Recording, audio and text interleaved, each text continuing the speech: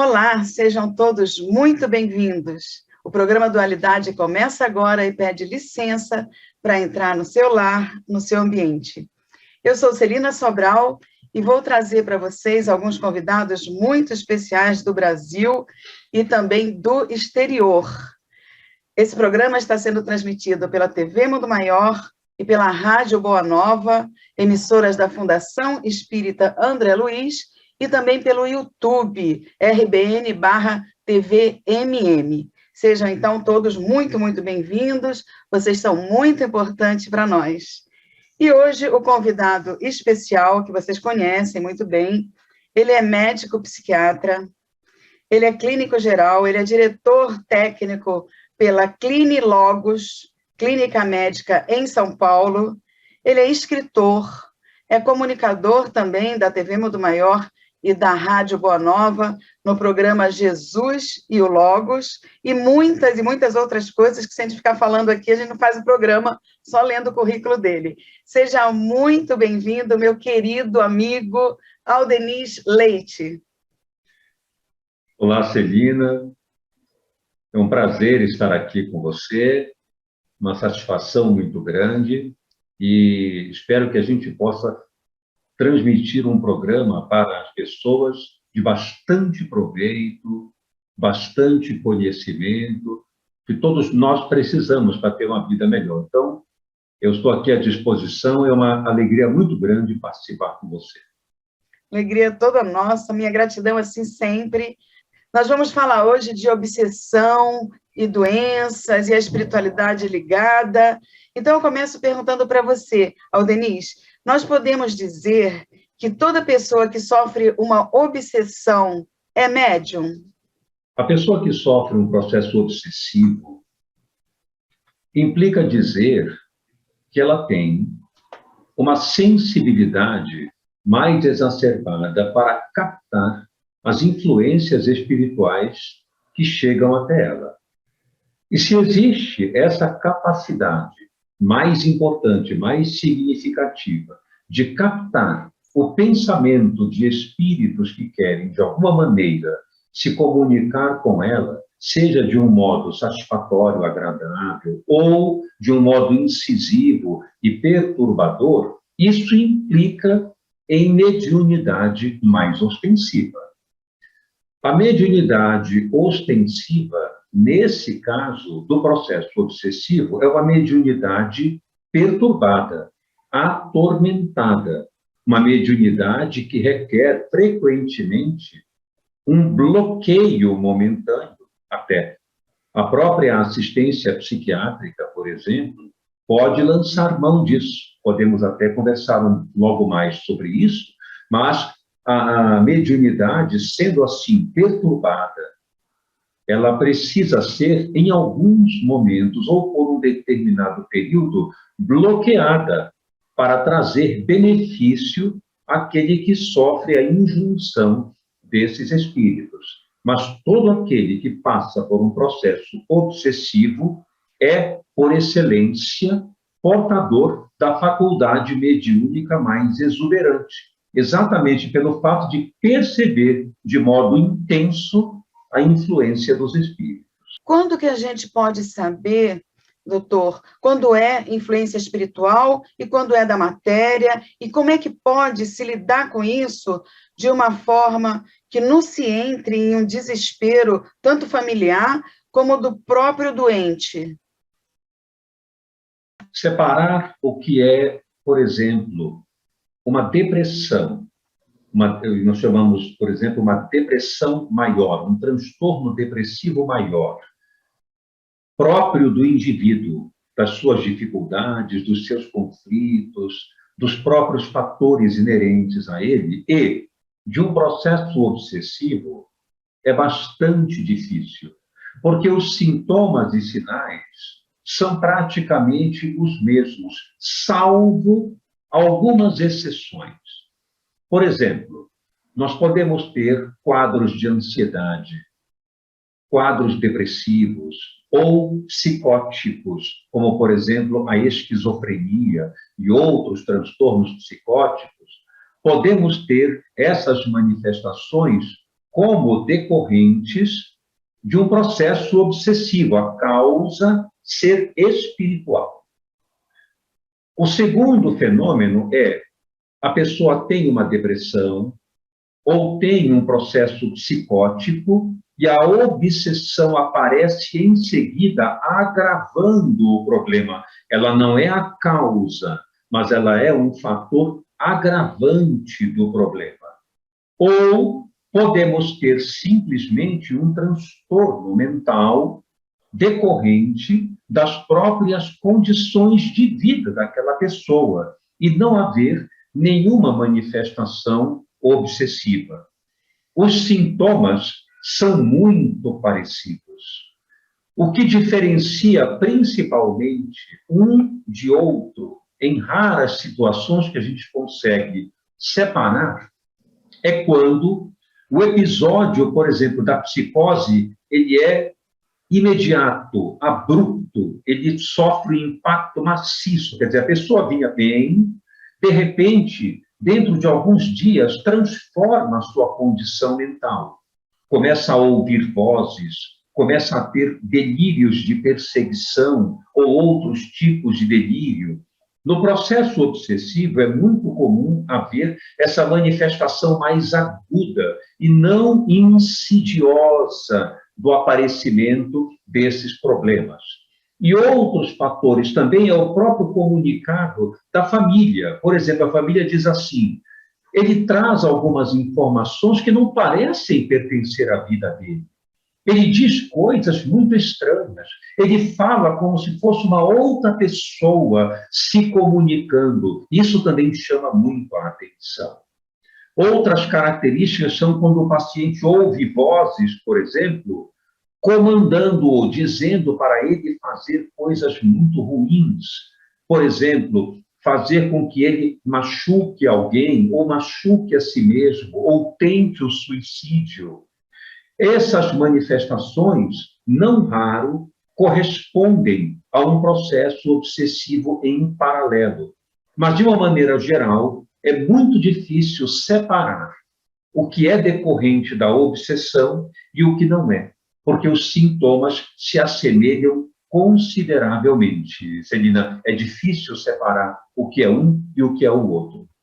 Doutor, só abrindo um parêntese, pode ser que esteja acontecendo vestígios de vidas anteriores, de repente a pessoa que tem esse problema mental ou até essa perturbação em obsessão pode estar ligada a um pretérito que de repente está sendo cobrado um resgate ou ela mesma se autopunindo? Excelente pergunta essa. Sem dúvida que sim. Isto acontece, aliás, intensamente em transtorno esquizofrênico. Existe, inclusive, dentro dos critérios diagnósticos, aquilo que a gente chama de audição dos próprios pensamentos.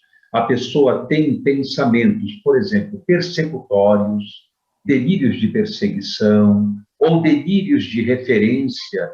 Isso tudo vem, com muita frequência, em função de fragmentos de memória do passado que assomam na fase atual e fazem com que a pessoa tenha recordações estranhas, nebulosas, de experiências anteriores, atitudes do passado, alguma coisa em que ela se envolveu que foi muito doloroso para ela e da qual ela quer fugir e que hoje aparecem como delírios, alucinações, intensa ansiedade, disforia marcante, medo intenso. Essa impressão, ela é muitas vezes nebulosa em decorrência de memórias anteriores que adentram no consciente, no processo atual da consciência, trazendo fragmentos do que ela sofreu em outras experiências encarnatórias. Então, muitos delírios e alucinações, sim, você tem razão, podem ser decorrentes desses fragmentos anteriores de recordações. E aí a prova de que o espírito tem a sua continuação à sua imortalidade, e que se a doença chega ao corpo, é porque teve os seus princípios no espírito, na alma, né? Exatamente. O interessante, uma coisa que a gente tem que ter em mente, é assim, o esquecimento do passado, ele é muito relativo. Ele não é completo. Porque a pessoa, por exemplo, pode esquecer o fato, mas não pode esquecer a emoção que o fato produziu. Deus promove o esquecimento do passado relativamente. A pessoa não se lembra do que viveu, mas ela tem a emoção da culpa, a emoção da ansiedade, aquela tristeza que ela não explica, aquela coisa nela que parece não permitir que ela vá para frente, que ela se anime. Todos dizem, mas você tem tudo, não falta nada para você, e você parece que não se impulsiona, não avança. E ela diz, eu não sei o que acontece comigo, parece que é uma coisa que me prende. Então, são as memórias anteriores trazendo o impacto emocional, que faz com que a pessoa tenha tristeza, uma desarmonia interna, uma ansiedade que ela não explica, um medo de alguma coisa que ela não consegue compreender. Pessoas que dizem, eu tenho medo do entardecer, quando chega a noite eu fico com medo. São todas emoções que trazem o resgate, como você comentou, para o momento atual, a fim de que o espírito se desenvolva, enfrente seus temores, mude de conduta. Então, esse esquecimento do passado, ele é sempre muito relativo, não é completo como a gente imagina. E é possível, doutor, relacionar algumas doenças mentais com a classificação de obsessão proposta por Kardec? Allan Kardec classificou a obsessão de uma maneira muito didática, excelente a classificação, uma classificação simples e altamente esclarecedora. Engloba todas as manifestações gerais, não só do processo obsessivo, como também dos diversos níveis de transtornos mentais. Por exemplo, ele classificou em 3 níveis: a obsessão simples, a fascinação e a subjugação, os graus de processo obsessivo. Ora, vamos colocar, então, no primeiro item. Qual seria o primeiro item? A obsessão simples. Como o nome diz, os sintomas são mais brandos. São aquelas manifestações, por exemplo, em que a pessoa pode ter um quadro depressivo, leve a moderado, uma distimia, que é uma depressão crônica, superior a 2 anos, em que a pessoa funciona no dia a dia, mas ela arrasta a vida como se fosse uma bola de chumbo atada aos pés. Tudo é cansativo, tudo é enfadonho, tudo é desagradável. Você diz para ela, que dia lindo, e a pessoa responde, só se for para você, eu não estou vendo isso. Ela está sempre de mau humor, sempre pessimista, sempre negativista, parece que nada dá certo. Pessoas que evoluem dessa forma, com muita frequência, quando existem casos de obsessão, e que não são raros, nem sempre é obsessão, mas com frequência existem influências espirituais importantes, maciças, porque ninguém vive sozinho. O nosso pensamento está numa faixa vibratória que sintoniza com outros espíritos desencarnados e encarnados que estão na mesma faixa. Ninguém está sozinho. Então, quando há essa influência obsessiva, nós vamos encontrar sintomas depressivos, sintomas ansiosos. Então, pessoas que são muito preocupadas, pessoas que olham a vida de uma forma muito negativa, pessoas que estão sempre observando o futuro. Será que vai dar certo? Será que eu vou conseguir? Eu acho que vai dar errado. Eu tenho medo de ir adiante. É melhor não tentar isso. Isso vai fracassar. Ela está sempre preocupada, sempre tensa, sempre pensando o pior. Isso caracteriza a obsessão simples. A fascinação, que é o segundo estágio, já caracteriza, por exemplo, o transtorno afetivo bipolar. Já caracteriza o transtorno obsessivo-compulsivo, onde existe um estado de auto-obsessão junto com a obsessão espiritual. São aquelas pessoas que têm mania de grandeza, ficam disfóricas, ficam muito emocionadas, o humor fica expansivo, ela começa a comprar exageradamente, ela começa a fazer 1000 coisas ao mesmo tempo, ela se acha um grande enviado da vida para resolver todos os problemas da humanidade. Nós estamos aí diante da fase maníaca, do transtorno afetivo bipolar, do transtorno obsessivo-compulsivo, onde há ideias intrusivas que fazem com que a pessoa pratique comportamentos altamente repetitivos, de maneira compulsiva, vive uma auto-obsessão. Esses processos podem caracterizar a fascinação. E, por fim, a subjugação, que compreende a psicose. A psicose é um processo típico de subjugação. Há uma influência poderosa no campo do pensamento daquele que está como vítima momentânea da obsessão, em que espíritos controlam o seu campo mental, produzindo as próprias ideações dentro da mente daquele que está influenciado, surgindo, portanto, delírios, alucinações, um comportamento todo desorganizado. Nós encontramos frequentemente isso em várias pessoas que estão pela rua.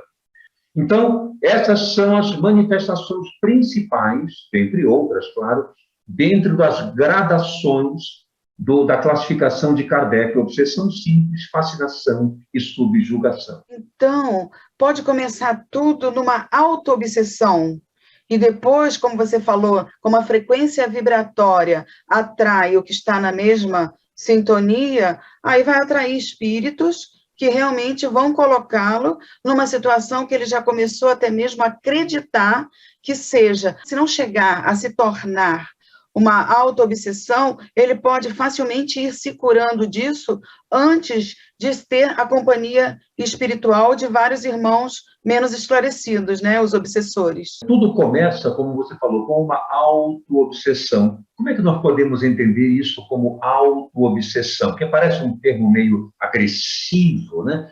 Mas, na verdade, faz todo o sentido. Quando nós temos um complexo de culpa que assola a nossa alma, e isso não é incomum em um mundo de provas e expiações como nós vivemos, todos nós temos ansiedade, inquietação, culpa, porque nós trazemos conosco equívocos do passado e que agora estamos tentando reparar, melhorar. É claro que esses sintomas emocionais apareçam com mais intensidade.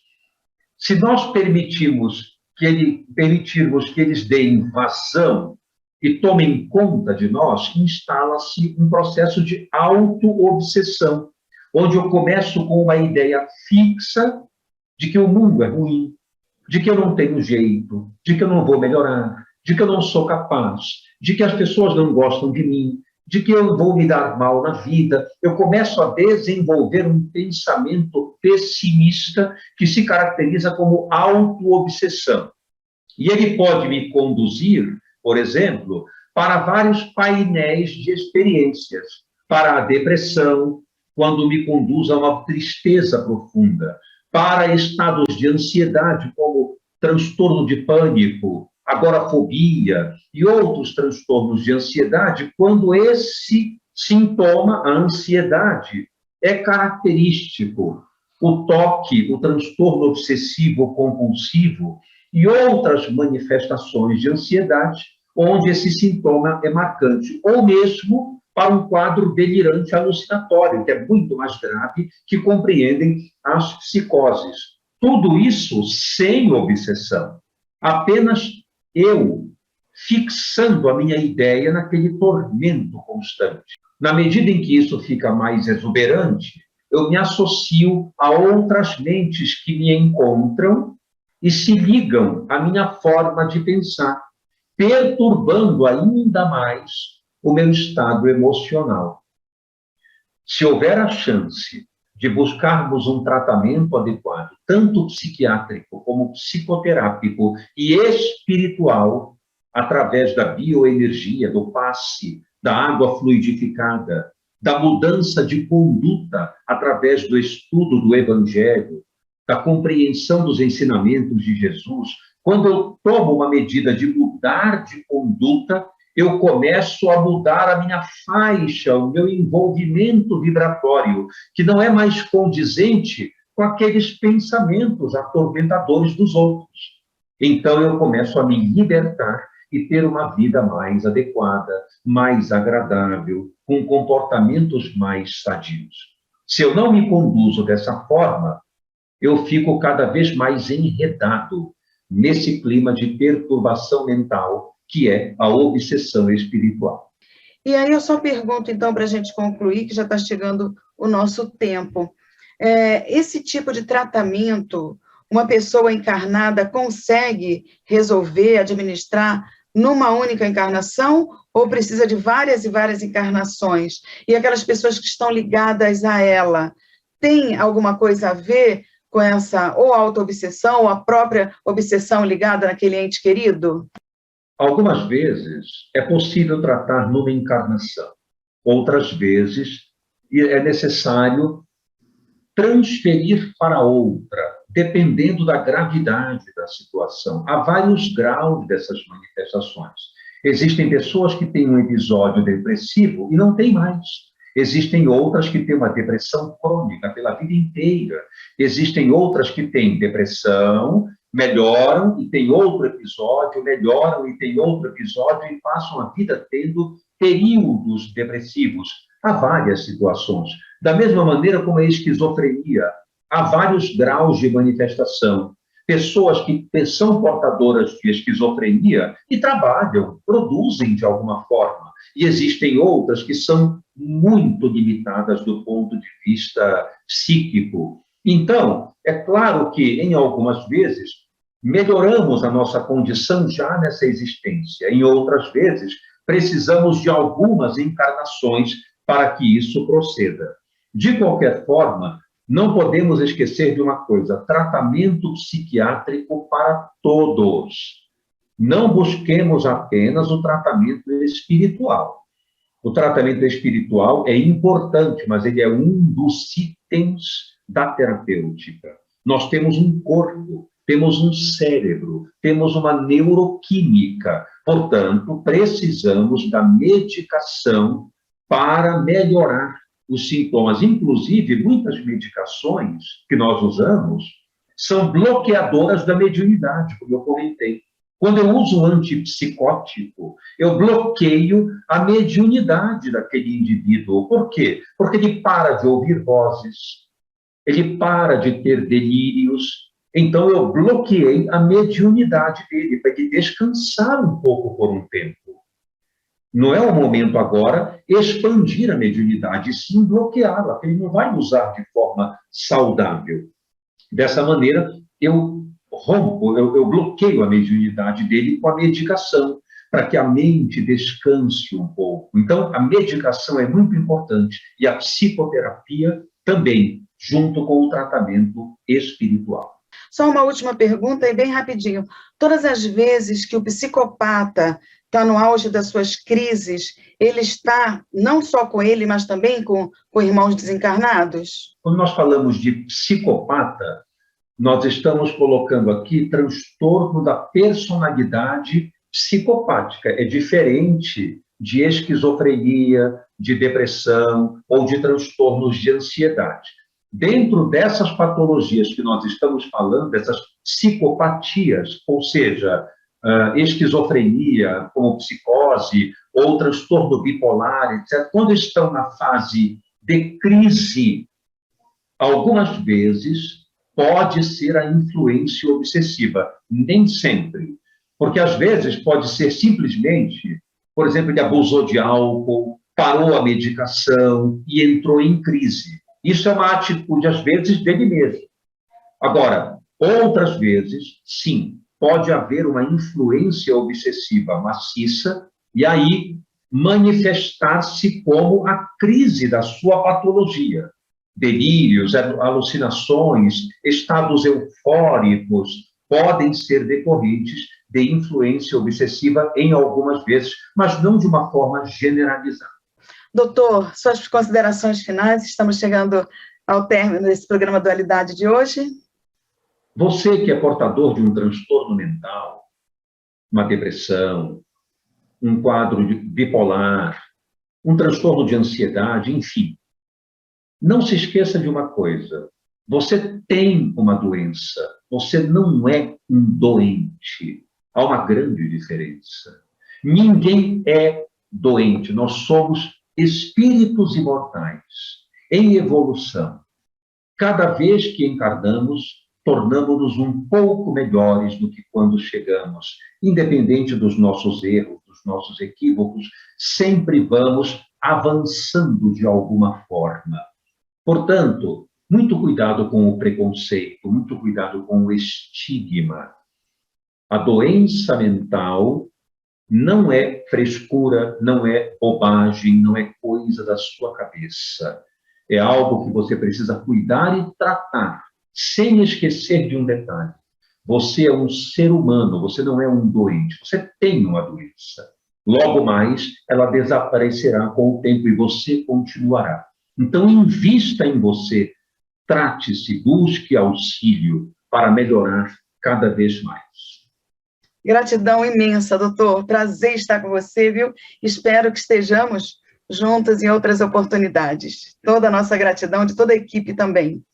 E nós pedimos, compartilhe esse programa, YouTube, RBN/TVMM, contamos com a sua colaboração e já convidamos você para o próximo Dualidade.